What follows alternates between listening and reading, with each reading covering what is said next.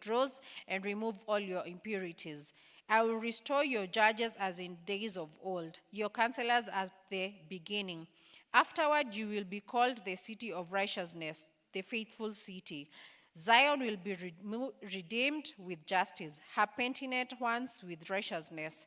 But rebels and sinners will be both broken, and those who forsake the Lord will perish. You will be ashamed because of the sacred oaks in which you have delighted. You will be disgraced because of the gardens that you have chosen. You will be like an oak with fading leaves, like a garden without water. The mighty man will become tinder, and his work as spark. Both will burn together with no one to quench the fire.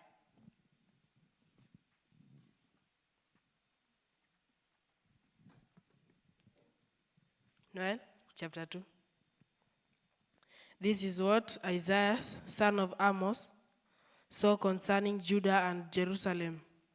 In the last days, the mountain of Lord's temple will be established as chief among the mountains. It will be raised above the hills, and all nations will stream to it.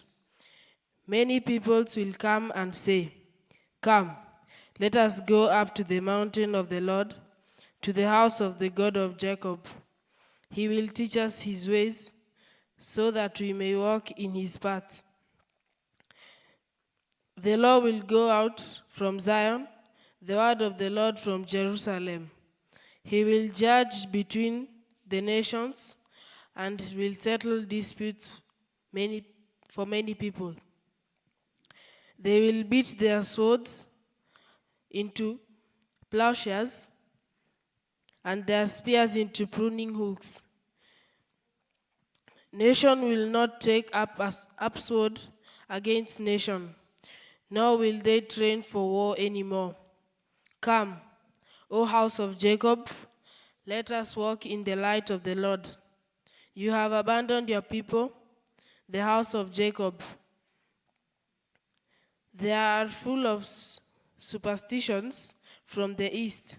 They practice divination like the Philistines and clasp hands with pagans. Their land is full of silver and gold. There is no end to their treasures. Their land is full of horses. There is no end to their chariots. Their land is full of idols.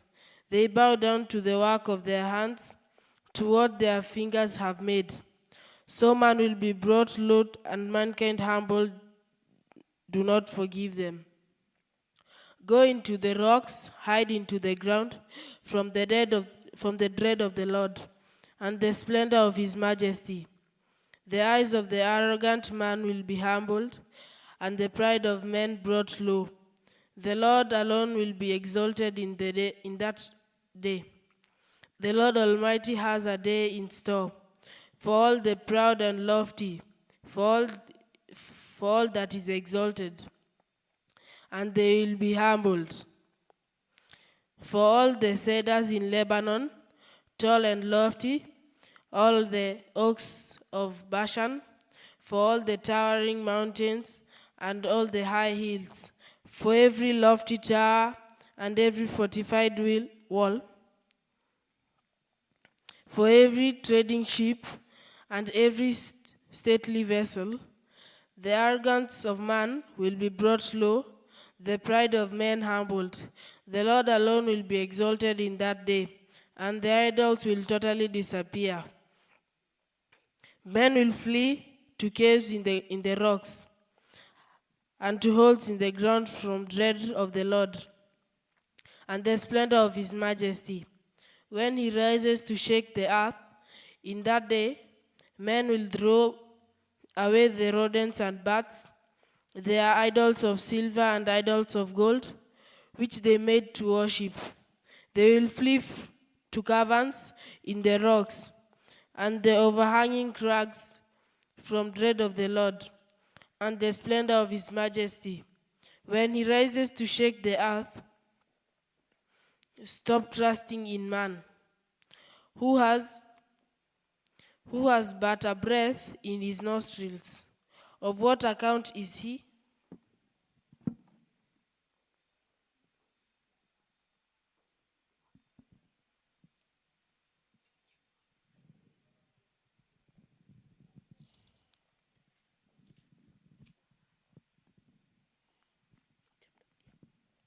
See now, the Lord Almighty, is about to take from Jerusalem and Judah both supply and support, all supplies of food and all supplies of water, the hero and warrior, the judge and prophet, the soothsayer and elder, the captain of 50 and man of rank, the counselor, skilled craftsman, and clever enchanter.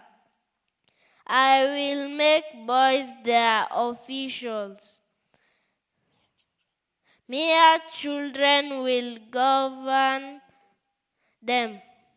People will oppress each other, man against man, neighbor against neighbor. The young will rise up against the old, the base against the honorable. A man will seize one of his brothers at his father's home and say, "You have a clock. You be our leader. Take charge of this heap of ruins." But in that day he will cry out, "I have no remedy. I have no food or clothing in my house. Do not make me the leader of the people." Jerusalem